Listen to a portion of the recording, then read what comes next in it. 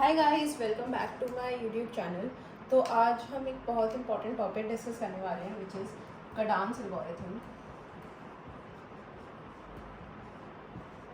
And इसका जो question है वो डायरेक्ट कडान्स एल्गोरिथम के नाम से नहीं आता है। इसका क्वेश्चन आता है मैक्सिमम सब एरे सम के नाम से। तो आपका जो भी इंटीजर एरे वेक्टर या कोई भी लिस्ट होगी तो उसमें हमें फाइंड आउट करना होगा मैक्सिमम सब एरे सम। तो आप ऑलरेडी जानते हैं कि दो टाइप की सीक्वेंसेस हो सकती हैं एक एरे के अंदर, which is subarrays and subset. The only difference between subarray and subset is that subarray continuous होता है बट सबसेट कॉन्टीन्यूस नहीं होता है। फॉर एग्जाम्पल 1 2 3 आपका एरे है तो इसकी सारी कंटिन्यूस यूनिक सीक्वेंसेस आपके सब एरे होंगे। तो जैसे 1, क्योंकि इंडिविजुअल एलिमेंट भी एक एरे हो सकता है, 1 2 and 1 2 3 any list of size greater than 0 is an array. उसके बाद अगर 2 से देखते हैं तो 2 2 3 एंड 3, तो ये सारे सब एरेज हो गए इस एरे के। वेरा सबसेट्स डिफरेंट होते हैं क्योंकि एक नॉन कंटीन्यूअस होते हैं। ओके, तो सबसेट डिफरेंट होते हैं, जैसे 1 3 2 3 1 2, ये तो कंटिन्यूअस हो गया। बट तो सबसेट्स आर नॉन कंटिन्यूअस, सब एरेज आर कॉन्टिन्यूअस। आप देख सकते हैं सीक्वेंस मेंटेन करी है हमने एरे की। तो सबसेट और सब एरे का काउंट डिफरेंट होता है। तो सबसेट कितने हो सकते हैं? 2 to the power n, क्योंकि हर एलिमेंट के पास दो ऑप्शन है, या तो वो सबसेट में आएगा या वो सबसेट में नहीं आएगा। तो 2 to the power n होता है टोटल सबसेट काउंट किसी भी n साइज के एरे का। बट सब एरे का क्या काउंट होता है?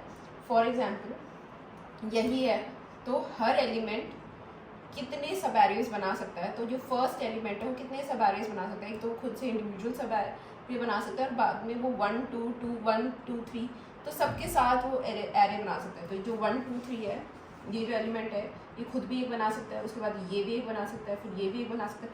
तो इसके पास n ऑप्शंस हैं, n सब एरेज बन सकते हैं। हर एलिमेंट को इंक्लूड करके वो एक न्यू सब एरे बना सकता है। तो पहले के पास n ऑप्शंस है, दूसरे के पास ऑब्वियसली n-1 ऑप्शन है, फिर n-2 ऑप्शन है, और लास्ट वाले एलिमेंट के पास सिर्फ 1 ही ऑप्शन है। तो 3 सिर्फ एक ही सब एरे बना सकता है, वो है खुद का, जो कि यूनिक है। तो ये आप देख सकते हैं, ये एक एरिथमेटिक प्रोग्रेशन हो गई है, n-1 n-2 टिल 1, जिसका जो डिफरेंस है वो -1 है। इसको हम अगर उल्टा देखेंगे तो ये होगा 1 + 2 + 3 अप टू n। और ये sum of n natural numbers है, और sum of n natural numbers का फॉर्मूला हम जानते हैं, विच इज़ n+1/2। तो अगर हमें मैक्सिमम सब एरे सम चाहिए तो हम क्या कर सकते हैं? हम सारे सब एरेज का सम कैलकुलेट करेंगे और उन सारे सब एरेज के सम में से हम मैक्सिमम काउंटर रख के, मैक्सिमम पॉइंटर रख के मैक्सिमम उसमें स्टोर करवाते रहेंगे। लेकिन हमें कितने सब एरेज का सम फाइंड आउट करना पड़ेगा। To find out the maximum subarrays हमें इन सारे सब एरेज का सम कैलकुलेट करना पड़ेगा, उसका मैक्सिमम निकालना पड़ेगा, वो हमारा मैक्सिमम सब एरे सम होगा। तो इस पूरे एल्गोरिथम, ये ब्रूट फोर्स अप्रोच है, इसकी कॉम्प्लेक्सिटी क्या होगी? So the complexity of brute force approach is O of n²। तो आप देख सकते हैं इसको n² + n/2, तो n²/2 + n/2 highest degree n² है, तो इसकी कॉम्प्लेक्सिटी n² आ गई। बट इन केस हमें इसको ऑप्टिमाइज करना है, क्योंकि n की वैल्यू अगर बहुत ज़्यादा होगी तो n² की कॉम्प्लेक्सिटी की वजह से रन टाइम बहुत ज़्यादा इंक्रीज हो जाएगा। तो अगर हमें इसको ऑप्टिमाइज करना है तो उसके ऑप्टिमाइज्ड एल्गोरिथम का नाम है कडानीज एल्गोरिथम, क्योंकि कडान ने उसको इंट्रोड्यूस किया था। तो ये एल्गोरिथम एक बहुत ही कॉमन लाइफ वाले फिनोमिना, कॉमन लाइफ वाले बिल्कुल कॉमन लॉजिक, कॉमन सेंस को यूज़ करता है। फॉर एग्जाम्पल, कौन सा हमारे पास कितने टोटल सब एरेज हो गए? n+1/2। हमें कौन सा सब एरे नहीं चाहिए? मतलब वो सब एरे तो डेफिनेटली नहीं चाहिए हमें, वो सब एरे होगा नेगेटिव सब एरे। अगर कोई भी सब एरे का सम नेगेटिव हो रहा है तो वो हमें नहीं चाहिए। इसके पीछे क्या लॉजिक है? जैसे कोई भी अगर आप पॉजिटिव नंबर और नेगेटिव नंबर का सम करोगे तो आंसर पॉजिटिव तब आएगा अगर पॉजिटिव नंबर नेगेटिव से बड़ा है तो जो आंसर है वो पॉजिटिव आएगा, बट अगर नेगेटिव नंबर पॉजिटिव से बड़ा है तो आंसर नेगेटिव आएगा। और दो पॉजिटिव के सम से पॉजिटिव ही आंसर आएगा, नेगेटिव के सम से नेगेटिव ही आंसर आएगा। तो अगर हमारा सब एरे सम ऑलरेडी नेगेटिव है, उसमें और नेगेटिव डाल के हमें नेगेटिव करने का कोई लॉजिक नहीं है, क्योंकि उससे मैक्सिमम सम नहीं आएगा, उसे मिनिमम ज़रूर आ सकता है बट उससे मैक्सिमम नहीं आएगा। तो फॉर एग्जाम्पल लेते हैं 5, 4, -1, 7 and 8, दिस इज योर सब array, this is array and maximum सब एरे सम के लिए हम लोगों को इसको एक ही बार इटरेट करना है कडाम्स एल्गोरिथम के अकॉर्डिंग ऑफ n ऐसी कॉम्प्लेक्सिटी जो कि ब्रूट फोर्स की ऑफ n² थी।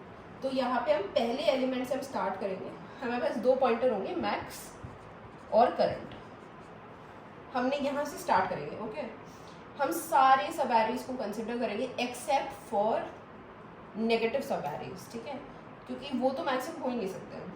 तो अगर आप 5 से स्टार्ट करोगे तो करंट क्या हो गया, यहाँ पे 5 हो गया, फिर आप 4 पे गए तो अब करंट क्या हो गया, 5 + 4 9 हो गया, और मैक्स इनिशियलाइज कर देंगे इंट मेन से, तो अब मैक्स को कंपेयर कर लेंगे करंट से, तो मैक्स हो गया 9। अब हम नेक्स्ट एलिमेंट पे जाएंगे -1, तो अब क्या टोटल सम हो गया है, 8 हो गया है, बट मैक्स क्या चेंज होगा, नहीं होगा, क्योंकि max is the maximum of current and max old max, so max will remain 9, but हमारा करंट अपडेट होके 8 हो गया है।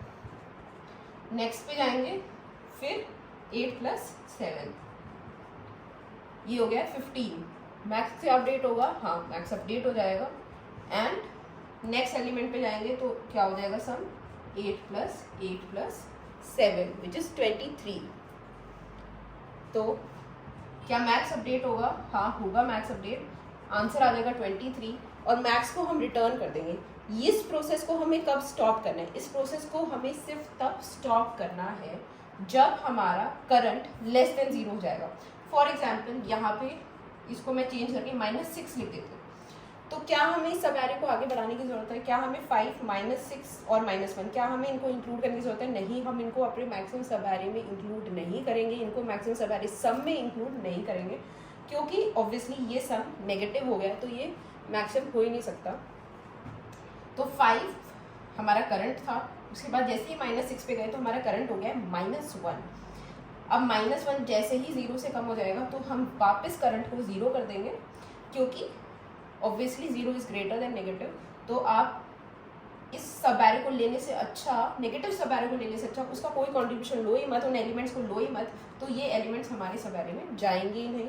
हम नेक्स्ट पे आएंगे -1, अगेन योर सब एरे इज नेगेटिव, तो ऑब्वियसली आप इसको लोगे या इसको लोगे, ऑब्वियसली आप इसको लोगे, क्योंकि इससे तो -1 से सम और कम हो रहा है, तो यहाँ पे हमारा करंट फिर नेगेटिव हो जाएगा, -1 हो जाएगा, फिर हम उसको 0 कर देंगे, इसको भी हम नहीं लेंगे, ये हमारा आंसर आ जाएगा विच इज़ 8 + 7 विच इज़ 15।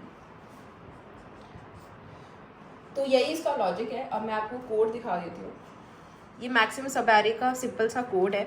हमने मैक्सिमम सम लिया, इनिशलाइज किया इंट मिन से, करंट हमारा 0 पे होगा, और हमने हर वेक्टर के एरे के लिए इंक्रीमेंट किया, इटरेट किया, और करंट को अपडेट कर दिया एलिमेंट को ऐड करके।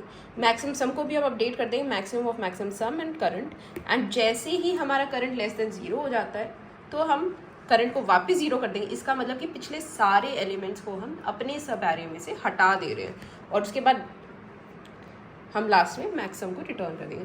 तो I hope the solution is clear. Thank you, bye.